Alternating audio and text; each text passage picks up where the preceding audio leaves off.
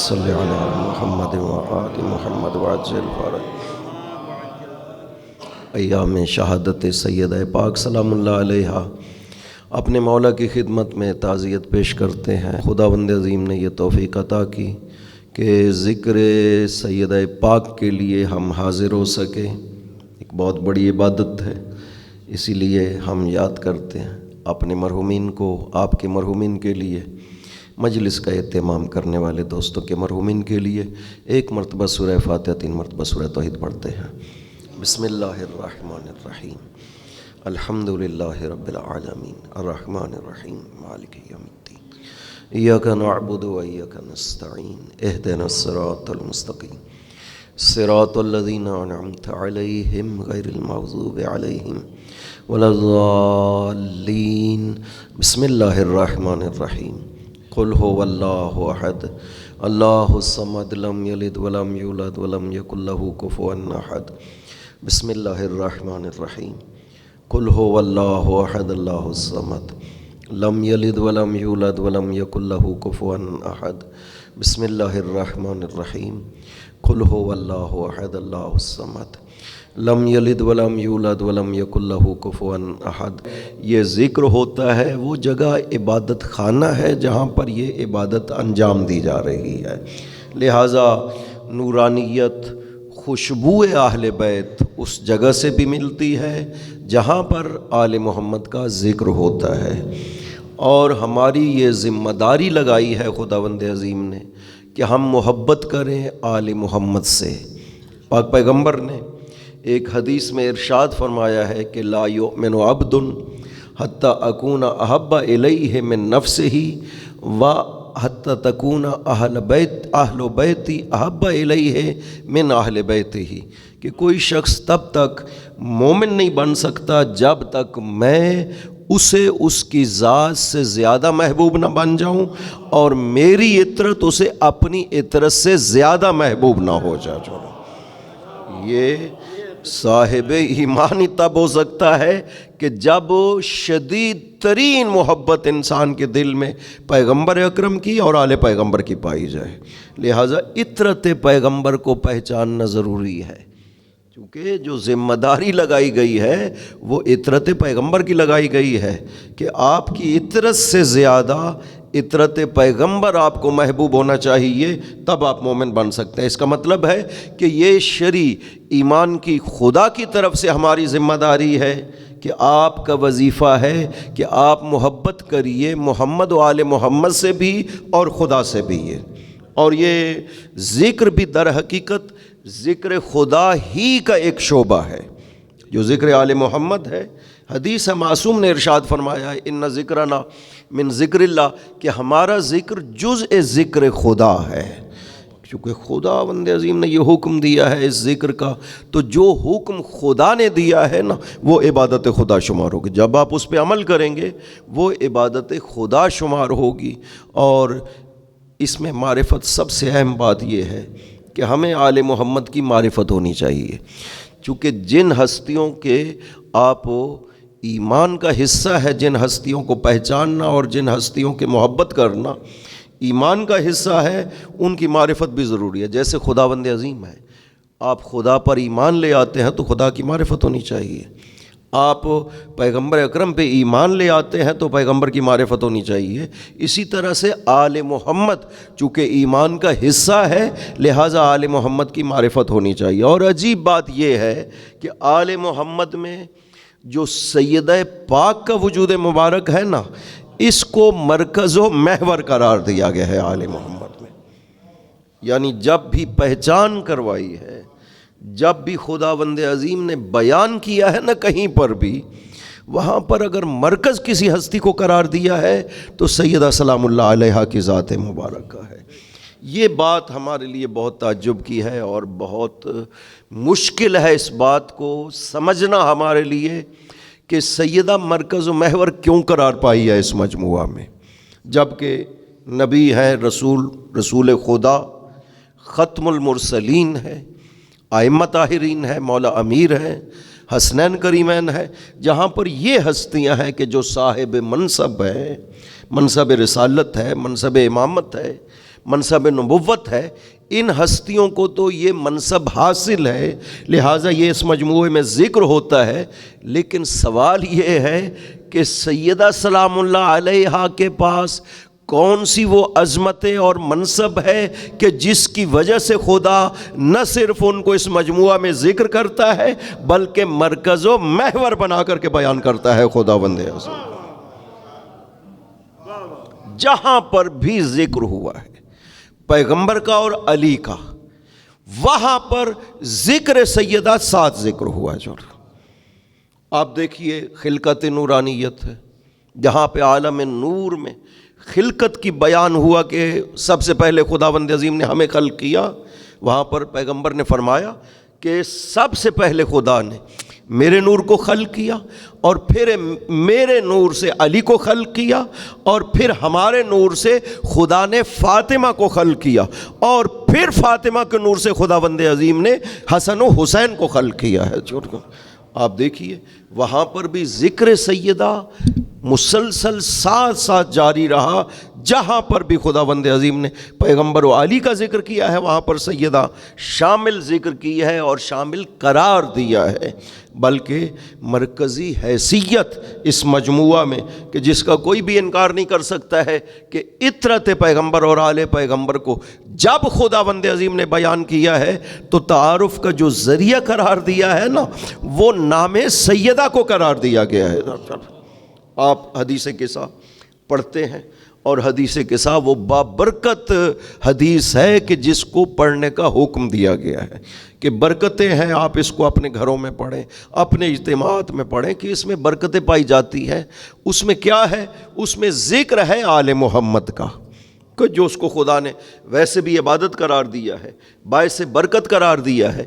جب یہ مجموعہ تشکیل پا جاتا ہے کہ پیغمبر آتے ہیں سیدہ کے گھر میں، فرمایا علی کو اور اپنے بیٹوں کو بلایا جائے، جب آ جاتے ہیں سب کو چادر میں پاک پیغمبر لے لیتے ہیں، تو پھر جبرائیل سوال کرتے ہیں خداوند عظیم سے کہ یا رب ومن تحت الکسا، بار الہ یہ تو بیان کریے کہ یہ چادر کے نیچے کون ہے۔ خداوند عظیم نے بیان کیا ہے، لہٰذا یہ زبان خدا یعنی کلام خدا ہے کہ خدا نے ارشاد فرمایا ہم اہل بیت النبوہ و معدن الرسالہ، یہ جو اس چادر کے نیچے ہے یہ اہل بیت نبوت فرمایا ہے خدا نے، یہ نہیں کہا کہ یہ اہل بیت نبی ہے، چونکہ اگر اہل بیت نبی کہہ دیتے نا تو اس میں کوئی امکان بن جاتا تھا کہ کوئی اور بھی شامل ہو سکتا ہے۔ اہل بیت نبی اس لیے نہیں کہا کہ یہ تعلق دار نبوت ہیں، ان کا تعلق جو ہے وہ ذات نبی سے نہیں ہے صرف، بلکہ ان کا تعلق نبوت سے ہے۔ وَمَعْدِنُ الرِّسَالَةِ، یہ وہ ہے کہ جن سے رسالت نشأت پاتی ہے، یہ معدن رسالت ہے۔ اور اب جب پہچان کروائی ہے فرمایا ہم فاطمہ و ابوہا و بالوہا و بنوہا، یہ فاطمہ ہے اور باقی فاطمہ کے رشتہ دار ہیں۔ خدا فرما رہا، عجیب انداز، یا علی یا علی، اللہم صلی علی محمد و آل محمد وعجل فرج۔ یعنی یہ عظمتیں، اس کا مطلب ہے کہ یہ فخر کی بات ہے کہ فاطمہ کے رشتہ دار ہیں۔ اگر یہ کمال اور فخر کی بات نہ ہوتی کبھی خدا یہ ورنہ کہتا، چونکہ دیکھیں نا جو ہستیاں وہاں پر موجود تھی وہ ہر ایک کامل ترین ہستی تھی، رسالت کے لحاظ سے کامل ترین ہستی پیغمبر اکرم موجود ہے، امامت کے لحاظ سے کامل ترین ہستی مولا امیر المؤمنین سید الوصیین موجود ہے، حسن و حسین علیہ السلام سیدہ شباب اہل الجنہ۔ دیکھیں آپ ایک ایک ہستی کو اگر دیکھیں تو کائنات کا ہر کمال وہاں پر جمع نظر آتا ہے۔ لہٰذا خداوند عظیم اگر کوئی ایک بھی نام لے لیتا تو وہ سارے کمالات اس نام مقدس میں موجود تھے، برکتیں بھی موجود تھی، کمالات بھی موجود تھے۔ لیکن خداوند عظیم نے جب ان کا تعارف کروایا ہے نا، دوسروں کے لیے نہیں، ان ہستیوں کا تعارف کیا ہے خدا نے اس تعارف کو جو بیان کیا ہے نا، وہ صرف نام مقدس فاطمہ لیا ہے اور باقی کسی ہستی کا نام نہیں لیا ہے۔ فرمایا یہ باقی جو بھی ہستیاں یہاں پر موجود ہیں یہ سب کے سب فاطمہ کے رشتہ دار ہیں۔ فاطمہ کا باپ بھی ہے، فاطمہ کے شوہر بھی، فاطمہ کے بیٹے بھی ہیں اس اجتماع میں، یہ جو اجتماع موجود ہے۔ اور یہی وجہ ہے کہ سیدہ کے ساتھ رشتے پہ ہر ایک ان ہستیوں میں سے فخر کرتا ہوا نظر آتا ہے۔ پیغمبر نے فخر کیا ہے کہ فاطمہ میری بیٹی ہے۔ من عرفہا فقد عرفہا، ایک دن آئے ارشاد فرمائے من عرفہا فقد عرفہا، جو جانتا ہے وہ جانتا ہے۔ اور میں بتاتا ہوں انہا فاطمہ ابنتی، یہ میری بیٹی فاطمہ ہے۔ ثمرۃ قلبی مہجۃ فؤادی روحی التی بین جنبی، میری ذات کا خلاصہ ہے فاطمہ الزہرا، میری روح ہے جو میرے پہلوؤں میں پائی جاتی ہے۔ پیغمبر فخر کر رہے ہیں کہ میں اس ہستی کا باپ ہوں۔ اور مولا نے یہ فخر کیا جس وقت اپنے آپ کو پیش کیا تھا اور اپنے فضائل کو ذکر کیا تھا، لوگوں کے اوپر بیان کرنا شروع کیا کہ مجھے یہ فضیلت بھی حاصل ہے، یہ فضیلت بھی حاصل ہے۔ اس میں سے ایک سوال کیا تھا، بتاؤ تم میں سے کس کو یہ فضیلت حاصل ہے کہ وہ فاطمہ کا شوہر ہے سوائے علی ابن ابی طالب کے؟ یعنی کیا عظمتیں ہیں ذات سیدہ میں کہ علی فرماتے ہیں کہ مجھے یہ فخر حاصل ہے کہ میں فاطمہ کا شوہر ہوں، اور حسن و حسین کہتے ہیں کہ ہمیں یہ فخر حاصل ہے کہ ہم فاطمہ کے بیٹے ہیں، اولاد سیدہ ہے۔ سیدہ سلام اللہ علیہ کی عظمت بارگاہ خدا میں یہ ہے کہ خداوند عظیم نے 2 بیٹے دیے، دونوں کو خدا نے امام بنایا ہے، ورنہ 2 بھائی امام نہیں بن سکتے، یہ قانون ہے خداوند عظیم کا۔ حضرت علی اکبر کیوں نہیں امام بن سکے؟ حضرت علی اکبر کی عظمت ہے کہ سید الشہداء جب کربلا میں رخصت کر رہے تھے نا حضرت علی اکبر کو، تو سید الشہداء نے پیچھے یہ آیت پڑھی تھی، ان اللہ اصطفیٰ آدم و نوحا و آل ابراہیم و آل عمران علی العالمین ذریۃ بعضھا من بعض۔ یہ علی اکبر پہچانو، یہ اسی ذریت کا حصہ ہے جس کا استفاء خدا نے کیا ہے۔ یہ مقام علی اکبر بیان کیا سید الشہداء، اور پھر بیان کیا کہ یہ تیرے نبی کے بہت زیادہ مشابہ تھے بار الہ۔ اللہم اشہد ہؤلاء القوم قد برز الیہم غلام اشبہ الناس برسولک خلقا و خلقا و منطقا۔ علی اکبر کی مشابہت جو پاک پیغمبر سے تھی، سید الشہداء فرماتے ہیں تینوں لحاظ سے، خلق یعنی شکل و شمائل کے لحاظ سے بھی پیغمبر کے مشابہ تھے، خلق اخلاق کے پیغمبر، یہ معمولی بات نہیں ہے، اخلاق کے پیغمبر خدا نے اس کو ذکر کیا ہے قرآن کریم میں کہ یہ میرا نبی اخلاق کے لحاظ سے عظیم ترین ہے، خدا فرماتا ہے۔ فرمایا علی اکبر اخلاق میں بھی پیغمبر کے مشابہ ہیں، اور منطقاً بولنے میں بھی علی اکبر پیغمبر کے مشابہ ہیں۔ یہ ساری جہاد حضرت علی اکبر کی ذات مقدس میں پائی جاتی تھی، لیکن امام کیوں نہیں بن سکے علی اکبر؟ اس لیے کہ 2 بھائی امام نہیں بن سکتے، ان کے بڑے بھائی ان سے جو سید الساجدین روحی الالف صلوات بر محمد و آل محمد، اللہم صلی علی محمد و آل محمد، چونکہ امام تھے لہذا علی اکبر امام نہیں بن سکے۔ یہ عظمت ذات سیدہ کی ہے کہ 2 بیٹے خدا نے دیے، خدا نے اولاد سیدہ میں اس اصول کو توڑ دیا ہے کہ چونکہ یہ فاطمہ کے بیٹے ہیں لہذا دونوں کو امام بنایا ہے خداوند عظیم۔ اور دوسری جو خصوصیت ہے کہ امامت صرف فاطمہ کی اولاد میں ہوگی، کوئی ہستی جتنی بھی مقدس ہو جائے اس کا بیٹا امام نہیں بن سکتا، صرف فاطمہ الزہرا سلام اللہ علیہ کا بیٹا ہی امام بنے گا، ان کی اولاد ہی امام بن سکتی ہے۔ حضرت عباس اس وجہ سے بھی امام نہیں بن سکے، جو سید کی اولاد بھی نہیں تھے اور ایک بھائی 2 بھائی ان کے امام بھی تھے۔ اس وجہ سے یہ عظمت جو ذات سیدہ میں قرار دی ہے نا خداوند، اس کا کوئی تصور ہی نہیں کر سکتا، اور نہ ہی ہم اس کا فہم و ادراک کر سکتے ہیں کہ عظمت ذات سیدہ میں کیا تھی۔ آپ دیکھیے کہ 5ویں امام مریض ہو جاتے ہیں. دیکھیے امام محمد باقر علیہ الصلوۃ والسلام، اللہم صلی علی محمد و آل محمد وعجل فرجہ، حضرت مریض ہو جاتے ہیں. اور یہ وہ امام ہے جن کے لیے پیغمبر نے فرمایا تھا، جناب جابر ابن عبداللہ انصاری کو پیغمبر نے ارشاد فرمایا تھا کہ جابر ستل کا ابنی، تم میرے بیٹے کو ملو گے جس کا نام محمد ہے. یبکر العلم بکرن، جو علم کو شک کرنے والا ہوگا، جو علم کو پھیلانے والا ہوگا، اسے میرے سلام کہنا. یہ عظمت ہے 5ویں امام کی. اور حضرت مریض ہو جاتے ہیں، خدا سے عرض کرتے ہیں خدا بندہ تجھے واسطہ ہے میری ماں فاطمہ کا، مجھے شفا عطا فرما. یعنی امام جس ہستی کا واسطہ دے رہے ہیں وہ کتنی بلند و مرتبہ بارگاہ خدا میں اس کا مقام ہونا چاہیے کہ امام اس کا واسطہ دے رہے ہیں خداوند عظیم کو. اور ہمارے مولا و آقا صاحب العصر والزمان روحی لہ الفدا، اللہم صلی علی محمد و آل محمد وعجل فرجہ، ارشاد فرماتے ہیں لی فی ابنت رسول اللہ اسوۃ حسنہ، میرے لیے امام زمان فرما رہے میرے لیے میری ماں فاطمۃ الزہرا اسوہ حسنہ ہے. یہ ہستی ہے کہ جس کی اتباع امام کرتے ہیں، جس کے مصحف کو امام اپنے علم کی دلیل بنا کر کے پیش کرتے ہیں. آپ جانتے ہیں یہ خصوصیت جو سیدہ کو خدا نے عطا کی ہے نا، کسی امام کو عطا نہیں کی ہے خداوند سے. مصحف فاطمۃ الزہرا سلام اللہ علیہ، یہ جو ہے اس کی حقیقت مصحف کی جو ہے اس کو سمجھنا چاہیے. یہ 3 مراحل تھے مصحف فاطمہ کے.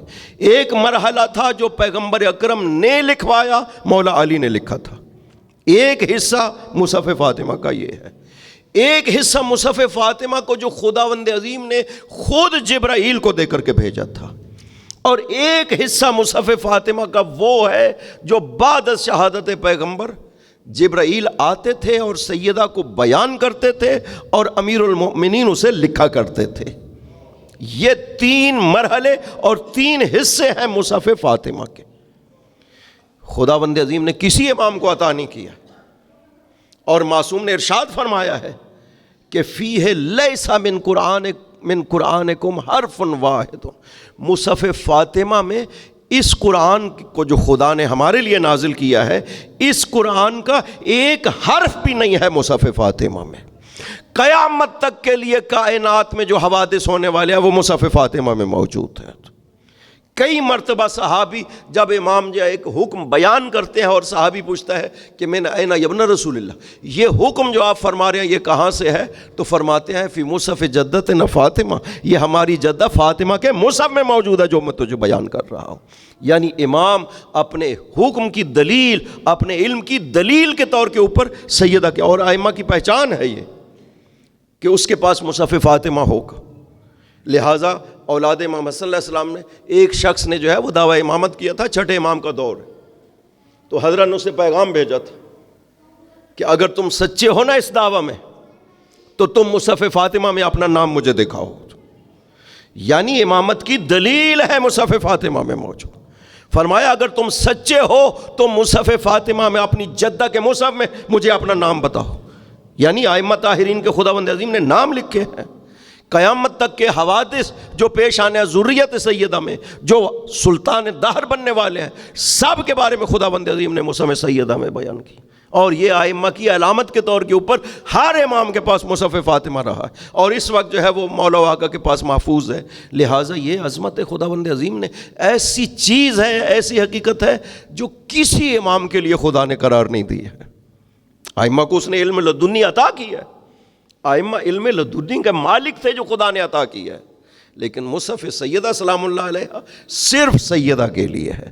اور جو مصحف امیر المومنین مولا علی کے نام سے جو مصحف ہے، وہ حضرت نے اسی قرآن کریم کو ترتیب نزول کے مطابق جمع کیا اور اس کے اوپر ضروری جو شان نزول تھے وہ بیان کیے. کون سی آیت کس کے بارے میں نازل ہوئی یہ بیان کیا مولا علی نے. اس کو مصحف علی کہا گیا ہے.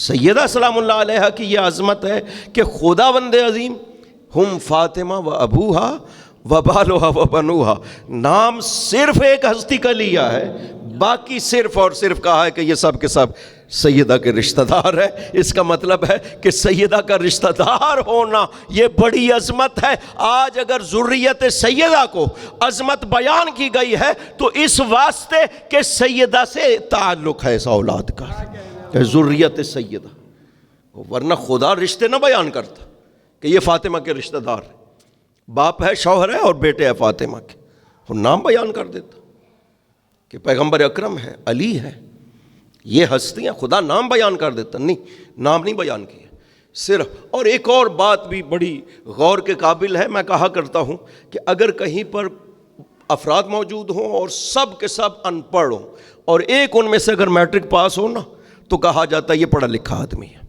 کیونکہ باقی اس سطح کے نہیں ہے، اس ایک کو کہا جاتا ہے کہ یہ پڑھا لکھا ہے۔ اور اگر سارے ایم اے موجود ہوں اور وہاں پر ایک اور ایم اے ہو تو کون کہے گا کہ یہ پڑھا لکھا ہے؟ کہیں گے بس سارے پڑھے لکھے ہیں۔ خوب، یہ مجموعہ ایسا تھا کہ اس میں کوئی ناقص موجود نہیں تھا، اس میں پیغمبر ہیں تو سید الانبیاء والمرسلین ہے، اس میں علی ہے تو سید الوصیین ہے، حسن و حسین ہے تو سیدہ شباب اہل الجنہ ہے۔ اب ان کے سامنے کسی کا موجود ہونا اور اس کا نام لیا جانا ممکن ہی نہیں ہے، چاہے نبی ہی کیوں نہ موجود ہوتے۔ ان ہستیوں کے سامنے کسی کا کیسے نام لیا جا سکتا ہے؟ پیغمبر موجود ہو تو کیسے کسی کا نام لیا جاتا ہے؟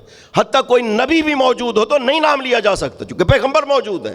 لیکن عجیب ہے عظمت سیدہ کہ چار ہستیاں ایسی ہیں جو ہر کمال کی مالک ہے، خدا ذکر کرتا ہے تو فاطمہ کا ذکر کرتا ہے ان ہستیوں کے بیچ میں، کہ وہاں پہ نام لیا جاتا ہے کہ جہاں نام لینا واقعاً کسی اور کا ممکن ہی نہیں تھا، چونکہ اس کمال کے مقابل میں کوئی کیسے کسی کا نام لے سکتا ہے جہاں پر پاک پیغمبر موجود ہو؟ لیکن وہاں پر خداوند عظیم نام لے رہا ہے، کوئی عام بشر نہیں نام لے رہا ہے، خدا نام لے رہا ہے، اور خدا کہہ رہے ہم فاطمہ و ابوہا و بالوہا و بنوہا، فاطمہ ہے اور ان کے باپ، فاطمہ ہے اور ان کا شوہر ہے، فاطمہ ہے اور ان کے بیٹے ہیں۔ یہ عظمت سیدہ ہے کہ خدا بھی رشتے بیان کرتا ہے، اور یہ جو رشتہ دار ہے نا یہ بھی اس رشتے پہ فخر کرتے ہیں کہ ہمارا تعلق فاطمہ کے ساتھ ہے۔ اور یہ جو فرمان پاک پیغمبر کی مسلم حدیث ہے کہ لو لم یخلق علی لما کان لفاطمہ کفوا آدم ومن علی وجہ الارض آدم ومن دونہ، اگر علی خلق نہ کیے جاتے نا تو اس کائنات میں آدم سے لے کر قیامت تک کے لیے کوئی بھی فاطمہ کا ہمسر نہیں ہو سکتا تھا۔ ہمسر یعنی برابر، کف کا مطلب یعنی برابر۔ اس کائنات میں بابا تو بابا ہیں، وہ تو نہیں ہو سکتا۔ اس کائنات میں سیدہ سلام اللہ علیہا کا کوئی کف نہ ہوتا۔ مولا علی کی تو اور بھی زوجات تھیں نا، لیکن جب تک سیدہ مولا علی کے گھر میں رہی نہیں ازدواج کر سکتے تھے، نہیں شادی کر سکتے تھے، حرام تھا علی کے لیے۔ جیسے کہ پاک پیغمبر کے گھر میں جب تک حضرت خدیجہ رہی پاک پیغمبر نے کسی کے ساتھ شادی نہیں کی ہے۔ یہاں عظمتوں کا پتہ چلتا ہے کہ پیغمبر نے فرمایا سادات نساء اہل الجنہ اربع، چار خواتین اس کائنات میں جنت کی عورتوں کی سردار ہیں۔ آسیہ ہے، بی بی مریم ہے، اور اس امت میں سے حضرت خدیجہ ہے اور فاطمہ ہے۔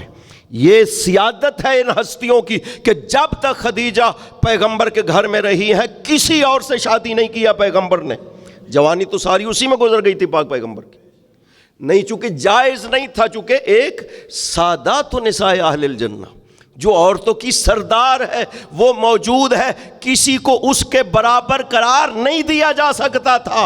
اور جب تک علی کے گھر میں بھی سیدہ رہی ہیں علی کسی سے شادی نہیں کر سکے، چونکہ سیدہ صدیقہ تھی، سیدہ تھی، کسی اور عورت کو اس کے برابر نہیں قرار دیا جا سکتا تھا۔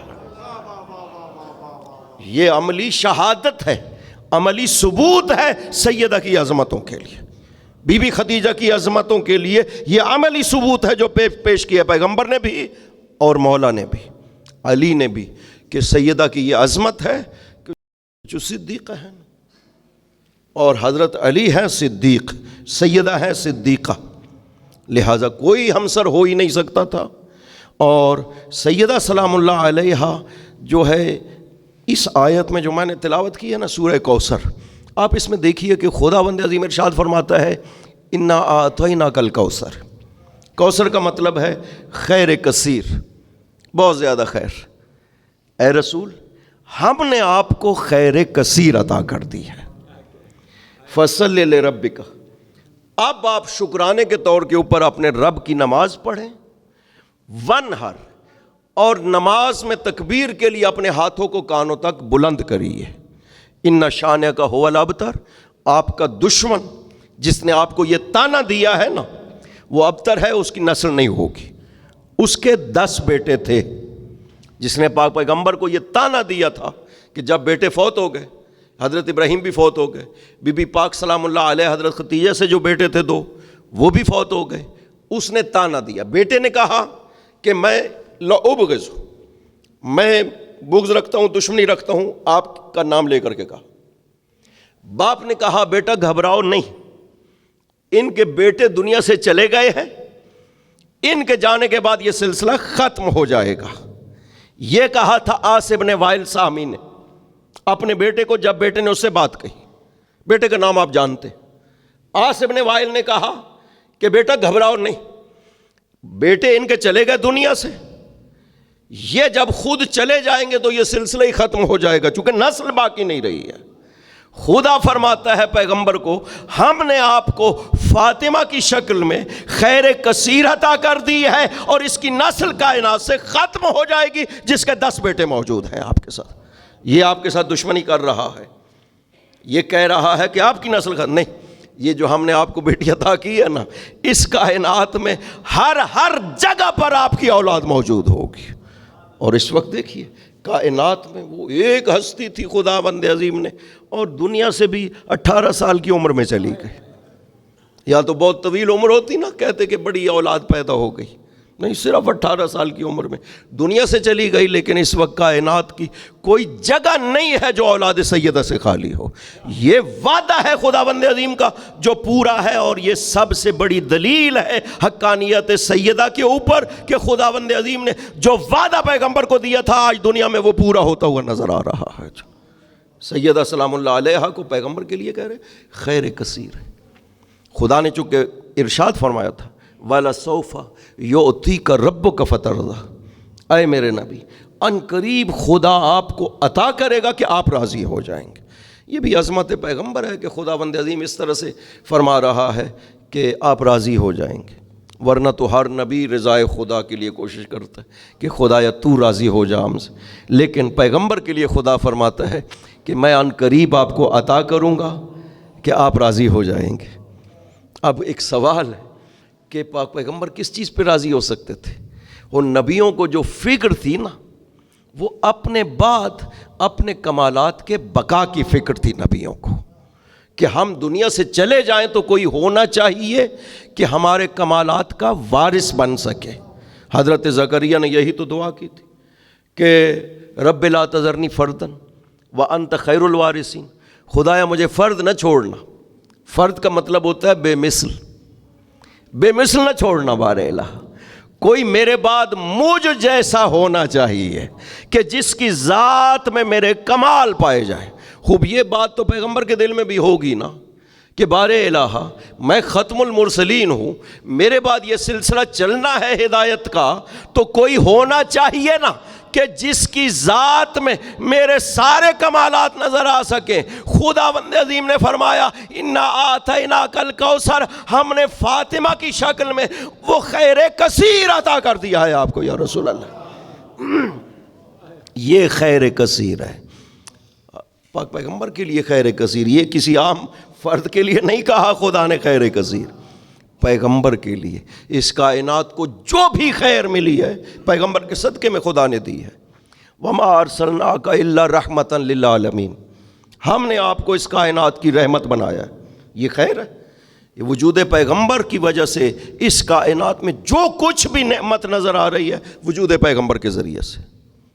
خدا کہتا ہے کہ ہر خیر کائنات کو دی ہے، تو وجود پیغمبر کے صدقے میں دی ہے، اور پیغمبر کو فرماتا ہے کہ یہ جو فاطمہ میں نے آپ کو عطا کی ہے نا، یہ آپ کے لیے خیر کثیر ہے جو میں نے آپ کو عطا کر دی ہے۔ چلے، سیدہ کا وجود پیغمبر کے لیے خدا فرما رہا ہے کہ یہ خیر کثیر ہے۔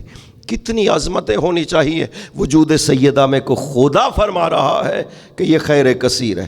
یہی وجہ ہے کہ جب سیدہ داخل ہوتی تھی نا، یہ حدیث صحیح ہے بالکل، مصنف ابن ابی شیبہ میں موجود، حاکم نیشاپوری نے المستدرک میں اس روایت کو نقل کیا، بہت محدثین نے اس روایت کو ذکر کیا ہے، اور راوی بھی ام المومنین جناب حضرت عائشہ ہے۔ وہ بیان کرتی ہیں کہ جب چلتی تھی نا بیٹی، ما کانت مشیتها تخرم مشیت رسول اللہ، یعنی رسول کی چال میں ذرہ برابر بھی فاطمہ کی چال فرق نہیں کرتی تھی۔ دو چیزوں میں بی بی پاک مکمل مشابہ تھی اپنے بابا کے، چال کے لحاظ سے بھی، جب چلتی تھی لگتا تھا رسول چل رہا ہے، اور جب بولتی تھی تو لہجہ پورا رسول خدا والا تھا۔ یہی وجہ کہ جب بی بی نے خطبہ دیا تھا نا، بہت گریا ہوا، سننے والے چیخے مار کر کے رو پڑے تھے، چونکہ پیغمبر کی آواز تھی، پیغمبر کی یاد آ گئی تھی، لہٰذا آواز بھی سیدہ سلام اللہ علیہا کی بالکل پاک پیغمبر کی آواز جیسی تھی۔ بی بی کہتی ہیں، بی بی عائشہ کہتی ہیں کہ چلتی تھی تو بالکل پیغمبر کی طرح چلتی تھی۔ اب یہ جملے سنیے، کہتی ہے کلما کانت دخلت علیہ، جب بھی یہ بیٹی اپنے بابا پہ داخل ہوتی تھی، پاک پیغمبر 3 کام کرتے تھے اپنی بیٹی کے آنے کے اوپر۔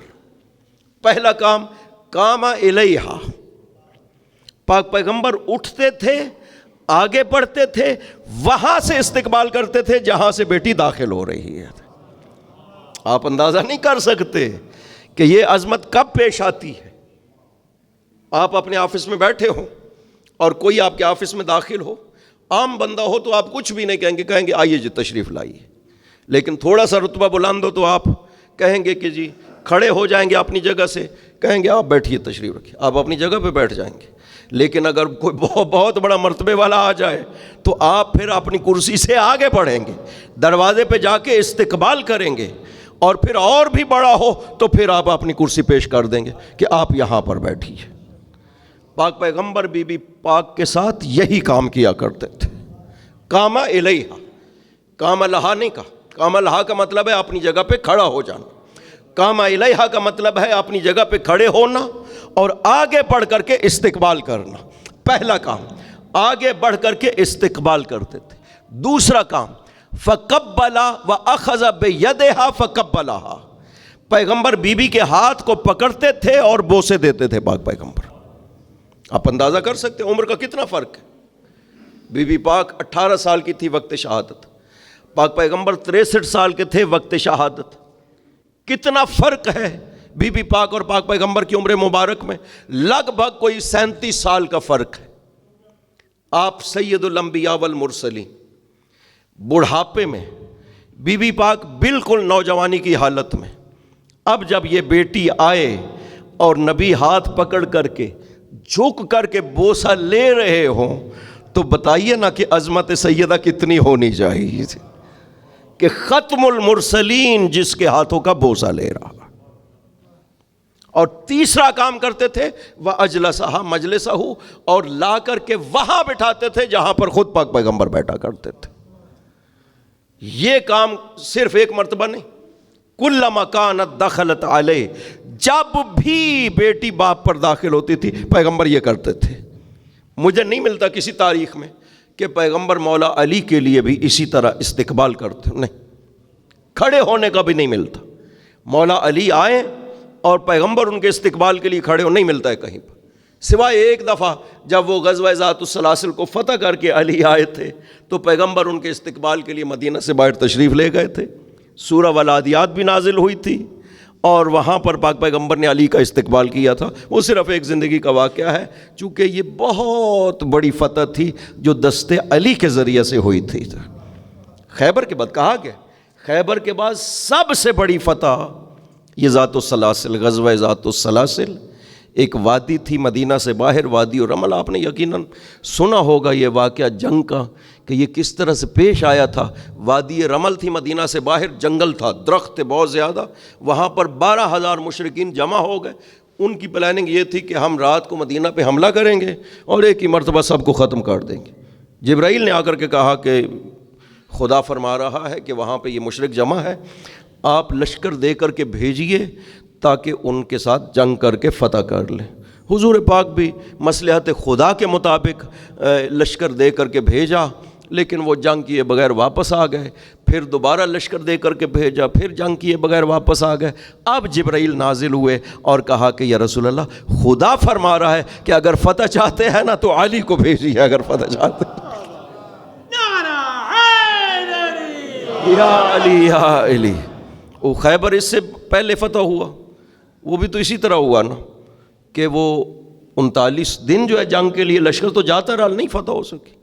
وہاں پر بھی کہا تھا خدا نے کہ علی کو بھیجیے اگر فتح چاہتے ہیں نا، اور پیغمبر نے بھی اعلان کر دیا لَأُوتِيَنَّ الرَّأْيَةَ غَدًا رَجُلًا يُحِبُّ اللَّهَ وَرَسُولَهُ يُحِبُّهُ اللَّهُ وَرَسُولُهُ لا یرجع۔ یہ بڑا خوبصورت جملہ ہے کہ کل میں جسے علم دوں گا نا، وہ اللہ اور رسول سے محبت کرتا ہے اور اللہ اور رسول اس سے محبت کرتے ہیں۔ صحیح بخاری مسلم سب میں موجود کہ لا یرجع حتی یفتح اللہ علی یدیہ، کہ وہ واپس ہی نہیں آئے گا مگر یہ کہ فتح خدا اس کے ہاتھ پہ دے کر کے واپس بھیجتا ہے اسے۔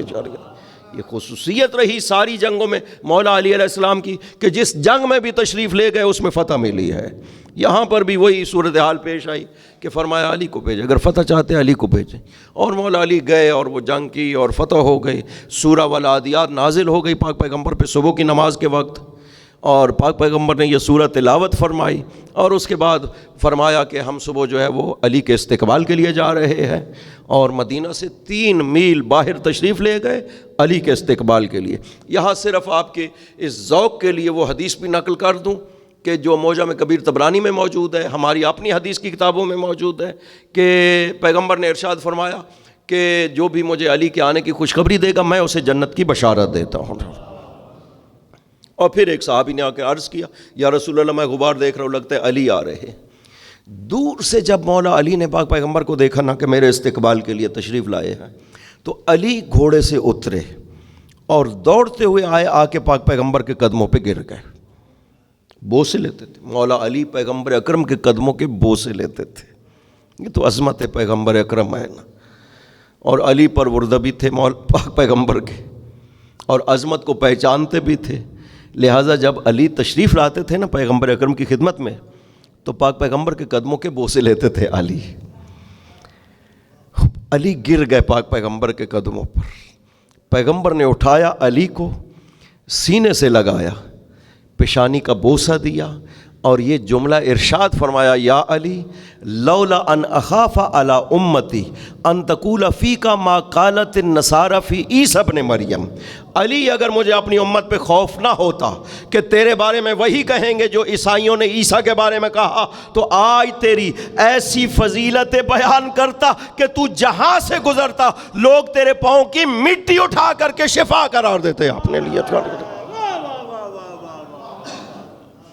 یہ تو فضیلت بیان ہی نہیں ہو سکی کہ مولا علی کے پیغمبر فرماتے ہیں ایسے۔ یہ موجم کبیر طبرانی میں روایت موجود ہے، ہماری اپنی کتب میں موجود ہے، لہٰذا اس کا انکار نہیں کیا جا سکتا کہ علی آپ جہاں سے گزرتے فضیلت ایسی بیان کرتا، آپ جہاں سے گزرتے لوگ آپ کے پاؤں کے نیچے کی جو مٹی ہے نا اسے اٹھا کر کے تبرک بنا لیتے۔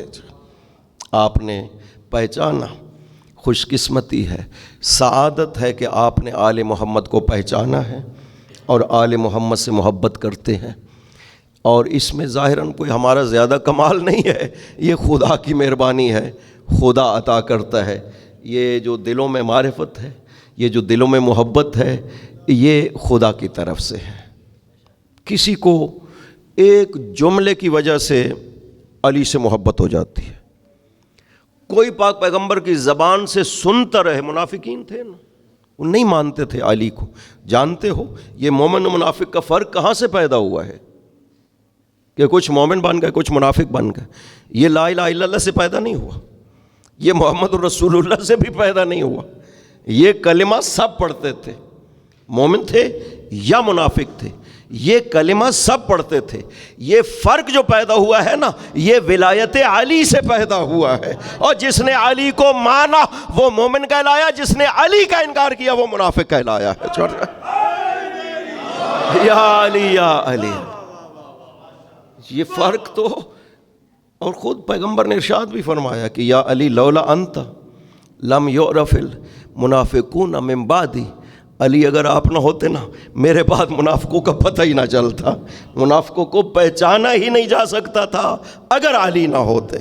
یہ ولایت علی تو باعث بنی ہے کہ مومن اور منافق کی. یہ ایک مثال بھی میں عرض کیا کرتا ہوں کہ یہ جو خزاں کا موسم ہے نا، کہ جس وقت درختوں سے پتے وغیرہ سب جھڑ جاتے ہیں تو درختوں میں کوئی تمیز باقی نہیں رہتی ہے، سب ایک جیسے ہیں. چونکہ کسی پہ پتے پھول تو موجود نہیں ہیں، سب درخت ایک جیسے ہیں. جب بہار آتی ہے نا تو پھر درختوں میں فرق پتہ چل جاتا ہے. اسی طرح غدیر سے پہلے بزم پیغمبر میں سب بیٹھے ہوتے تھے، پتہ نہیں چلتا تھا مومن کون ہے منافق کون ہے. اور جب غدیر میں ولایت علی کا اعلان ہو گیا اور جس نے علی کو ولی مانا وہ مومن کہلایا، جس نے ولایت علی کا انکار کیا وہ منافق بنا ہے. یا علی یا علی یا علی مدد، حق ہے در. یہ فرق تو علی کے ذریعے سے پیدا ہوا ہے. یہ جناب ابو سعید خدری روایت بھی بیان کرتے ہیں، کننا نعرف المنافقین فی زمن رسول اللہ ببغضہم علی ابن ابی طالب، کہ ہم پیغمبر کے دور میں منافقین کو بغض علی کے ذریعے سے پہچانا کرتے تھے. کیا کرتے ہوں گے؟ یعنی ان کے سامنے نام علی لیتے ہوں گے نا. یہی ہے، اگر نام علی سن کر ان کی طبیعت ناساز ہوتی تھی تو اس کا مطلب ہے یا منافق ہے. اگر نام علی سن کر کے چہرہ کھل اٹھتا ہوگا تو پتہ چل جاتا تھا کہ یہ مومن ہے. یہ کسوٹی اس وقت سے شروع ہوئی، آج تک باقی ہے، قیامت تک کے لیے باقی رہے گی. اگر مومن کو پہچاننا ہے تو نام علی کے ذریعے سے پہچانا جاتا ہے مومن. پوری تاریخ شاہد ہے کہ مومن اگر پہچانا جائے گا تو نام علی کے ذریعے سے پہچانا جائے گا. میں عرض کر رہا تھا کہ پاک پیغمبر کبھی علی کے استقبال کے لیے کھڑے نہیں ہوئے باوجود اتنی عظمتوں کے. علی جان پیغمبر ہے. قرآن نے فرمایا انفسنا و انفسکم، علی جان پیغمبر ہے، روح پیغمبر ہے علی. لیکن کبھی بھی علی کے استقبال کے لیے پاک پیغمبر کھڑے نہیں ہوئے تھے. علی بلکہ پاک پیغمبر کے قدموں میں گر کر کے پاؤں کے بوسے لیتے تھے. لیکن سیدہ پاک وہ ہستی ہے کہ بی بی عائشہ کی اس روایت میں ہے کلما کانت دخلت علیہ، جب بھی بیٹی باپ پر داخل ہوتی باپ اسی طرح استقبال کرتا تھا. یہی کام تین کرتے تھے پاک پیغمبر اپنی بیٹی کے ساتھ. کوئی یہ نہ کہے کہ یہ بیٹی کی محبت تھی، نہیں، یہ بیٹی کی محبت نہیں تھی. بے شک بہت محبت کرتے تھے.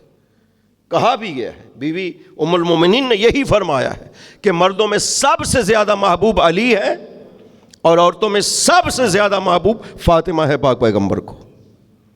جب سفر پہ جاتے تھے سب سے آخر میں جس سے رخصت ہوتے تھے نا بیٹی ہے، اور جب سفر سے واپس آتے تھے تو سب سے پہلے اپنی بیٹی کی ملاقات کو آتے تھے. یہ پدری محبت بھی ہے.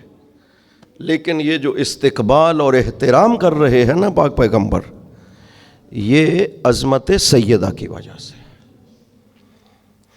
کیا ہے مقام سیدہ کہ پیغمبر فرماتے تھے کہ میری بیٹی جس پر راضی ہو میں اس پر راضی ہوں، جس پر میری بیٹی ناراض ہو میں اس پر ناراض ہوں. جانتے ہو 9 ماہ مسلسل دروازہ سیدہ پہ کھڑے ہو کر کے آیت تطہیر کی تلاوت کی ہے پاک پیغمبر نے. بعض راویوں نے 17 ماہ تک کہا ہے، 17 مہینے. بعض راویوں نے 6 ماہ کہا ہے. درمیانی تعداد جو بتائی گئی ہے نا وہ 9 مہینے. یعنی صبح کی نماز کے لیے جب نکلتے تھے پاک پیغمبر، سب سے پہلے دروازہ سیدہ پہ کھڑے ہوتے تھے. اور کل کی مجلس میں انشاءاللہ میں بیان کروں گا یہ جو دروازہ سیدہ کی خصوصیات ہیں یہ کہاں پہ تھا. پاک پیغمبر اپنے دروازے سے نکل کر کے کدھر جاتے تھے تاکہ دروازہ سیدہ پہ کھڑے ہوں. 9 ماہ کھڑے ہو کر کے آیت تطہیر کی تلاوت کرتے تھے اور کہتے تھے السلام علیکم یا اہل بیت النبوہ، آپ پر سلام ہو اے اہل بیت نبوت. یہ دروازہ سیدہ کی عظمت ہے کہ پیغمبر جیسی ہستی بھی وہاں پر کھڑے ہو کر سلام کرتے ہیں. اجازت بھی مانگتے تھے جب سیدہ کے گھر میں جانا ہوتا تھا، اجازت مانگتے تھے، بیٹی اجازت ہے میں آ جاؤں. بیٹی اندر سے آ کر کے عرض کرتی ہے بابا البیت بیتک والبنت بنتک، بابا یہ آپ کا گھر ہے، میں آپ کی بیٹی ہوں، آپ کیوں اجازت مانگ رہے ہیں؟ فرماتے تھے ان اللہ امرنی، بیٹی مجھے خدا کا حکم ہے. یہ ہے عظمت دروازہ سیدہ کہ پیغمبر بھی فرماتے تھے کہ بیٹی مجھے خدا کا حکم ہے کہ تیرے دروازے پہ آؤں تو تجھ سے اجازت مانگو. 5 ہستیاں اس کائنات میں بہت روئی ہیں. چھٹے امام ارشاد فرماتے ہیں البکاؤن خمسۃ، 5 ہیں جو بہت روئے اس کائنات میں. آدم روئے، یعقوب اور یوسف روئے، اور اس امت سے سید الساجدین روئے، اور 5ویں ہستی فاطمہ بنت محمد. جانتے ہو آدم اور یعقوب و یوسف 40 سال روئے تھے. سید الساجدین 34.5 سال روئے ہیں. بہت مدت گزر گئی نا، اس لیے کہا گیا بہت روئے. اب بتاؤ مسلمانوں، نبی کی بیٹی کتنا روئی ہے؟ صرف 75 دن یا 95 دن روئی ہے. امام فرما رہے ہیں بہت روئی. ان کے برابر ذکر کیا جو 40 سال روئے ہیں. یہ 75 دنوں میں کیسے روئی ہوگی نبی کی بیٹی کہ یہ کہتی تھی بابا صبت علیہ مصائب لو انہا صبت علی الیام سرنا لیالی، بابا مجھ پر بہت مصیبتیں آئی ہیں، اگر دنوں پہ آتی تو سیاہ راتوں میں بدل جاتے. یہ ان مصیبتوں کا اثر تھا نا کہ 18 سال کی نبی کی بیٹی چل نہیں سکتی تھی آخر وقت.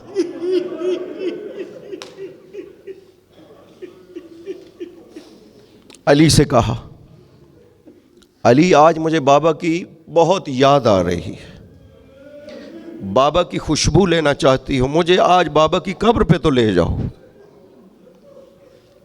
علی لے کر کے چلے. جنہوں نے دیکھا ہوا نا یہ گھر حجرہ، وہ جانتے ہیں کہ کوئی زیادہ سفر نہیں ہے. جب لے کر کے دروازے سے باہر آئے نا علی، تو 2 مرتبہ راستے میں زمین پر بیٹھی نبی.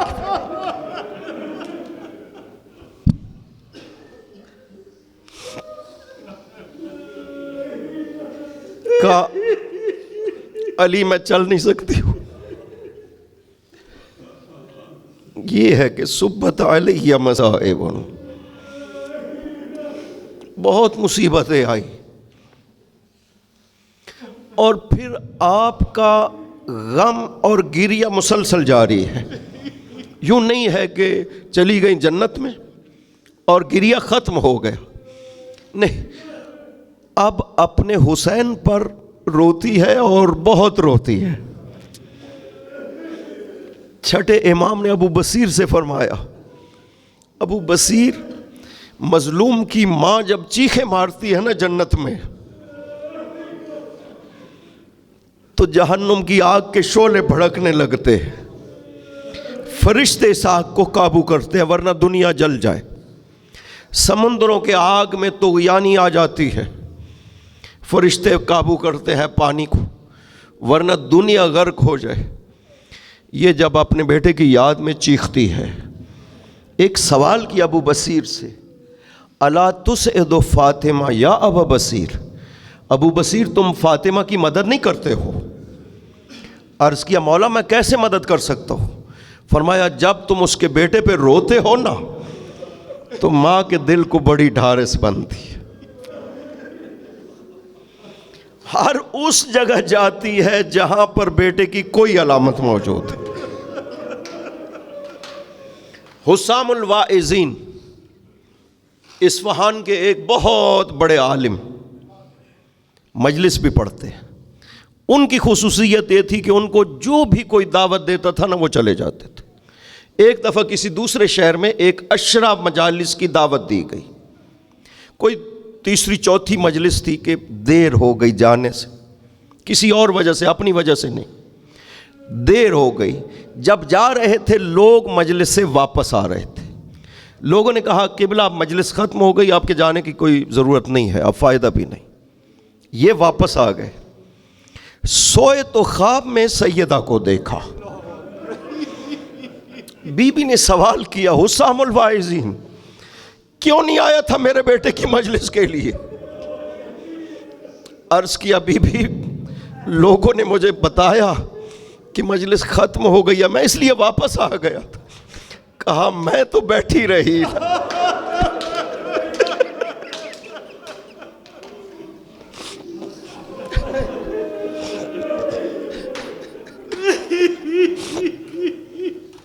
میں انتظار کرتی رہی، تم آؤ گے مجھے میرے بیٹے کی مصیبت سناؤ گے۔ ہر جگہ جاتی ہے۔ حلب کا وہ راہب بیان کرتا ہے کہ میں نے ایک شب دیکھا کہ میرے کلیسا کے پاس سے نور ہے جو آسمان تک بلند ہے۔ کہتا میں نے نیچے جھانک کر دیکھا کہ کچھ قیدی خواتین ہیں، کچھ نیزوں پہ سر ہے اور سپاہی بیٹھے ہوئے۔ کہتا میں اترا اپنے کلیسا سے، سپاہیوں سے پوچھا سپاہیوں کون ہو، یہ مظلوم کون ہے جو مارا گیا؟ کہا کہ یہ یزید کا باغی تھا، کربلا میں ہم نے اسے مارا ہے، اس کی بہنوں کو قیدی بنایا ہے، یزید کے پاس لے جا رہے۔ راہب کہتا ہے میں نے ایک سر سے دیکھا جس سے نور نکل رہا تھا۔ میں نے سپاہیوں سے کہا ایک رات کے لیے یہ سر مجھے دے دو، نہیں دے رہے تھے۔ میں نے 10,000 درہم جو میرے پاس تھے میں نے دیے، سر مظلوم کو لیا، آ کر کے دھویا سر مظلوم کو، تشت میں رکھا اور 2 زانو سامنے بیٹھ کر کے کہا کہ میں جانتا ہوں تو ولی خدا ہے، کلمنی، مجھ سے بات کرو، مجھے بتاؤ کیسے مارے گئے ہو، کون ہو؟ جب یہ سوال کیا نا تو سر کے لب ہلے، کہا انا الحسین ابن فاطمہ بنت رسول اللہ، میں حسین ہوں، نبی کی بیٹی فاطمہ کا بیٹا ہوں۔ قد قتلونی عطشانا، مجھے کربلا میں پیاسا مارا گیا، میری بہنوں کے پردوں کو لوٹا گیا، میری بہنوں کو قیدی بنایا گیا۔ اجرکم علی اللہ۔ راہب گریہ کرتا رہا، کہا کہ اپنے نانا کے سامنے میری شفاعت تو فرمانا۔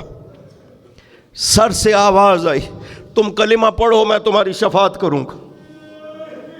راہب نے کلمہ پڑھا، حسین سے باتیں کرتے کرتے سر وہیں پر رکھا اور سو گیا۔ کہتا میں نے خواب میں دیکھا کہ آسمان سے نور کی عماریاں اتر رہی ہیں۔ پہلی عماری اتری، ایک بزرگ نکلے، ہاتف نے آواز دی کہ یہ آدم نبی خدا ہے۔ پھر نوح آئے، پھر ابراہیم آئے، پھر موسیٰ و عیسیٰ آئے، پھر ایک بزرگ ہستی اتری جس کی کمر جھکی ہوئی تھی، ہاتف نے آواز دی یہ مظلوم کا نانا محمد مصطفیٰ، اجرکم علی اللہ۔ اور آخر میں ایک نور کی عماری اتری، اس سے ایک کالے برقے والی مستور ہے جس نے قدم باہر رکھا، ہاتف نے آواز دی یہ مظلوم کی ماں ہے۔ لیکن جانتے ہو ماں کیسے پہنچی سر حسین تک؟ ایک قدم اٹھاتی تھی زمین پر گر جاتی تھی، پھر اٹھ کر کے چلتی تھی زمین پر گر جاتی تھی۔ نبی آگے بڑھے، اپنی بیٹی کے ہاتھ کو پکڑا، لے کر کے گئے وہاں پر جہاں پر سر حسین رکھا ہوا تھا. ماں نے اپنے آپ کو سر حسین پر گرایا، مرثیہ پڑھنا شروع کیا. بنیہ قتلوا کا عطشانہ، او میرے بیٹے حسین تجھے پیاسا مارا گیا، او میرے بیٹے تجھے پس گردن ذبح کیا گیا. ماں مرثیہ پڑھ رہی ہے، نبی گریہ کر رہے ہیں. اجرکم علی اللہ. یہی منظر کربلا میں بھی نظر آتا ہے. جب تک حسین جنگ کر رہے تھے، تھوڑی تھوڑی دیر کے بعد ایک ٹیلے پہ چڑھ کر کے بلند آواز سے کہتے تھے لا حول ولا قوت الا باللہ العلی العظیم، تاکہ یہ آواز بہنیں سنیں، بہنوں کو پتہ چلے کہ حسین زندہ ہے. بڑی دیر گزر گئی. علی کی بیٹی نے جب حسین کی آواز نہ سنی تو علی کی بیٹی خیمہ سے باہر آئی.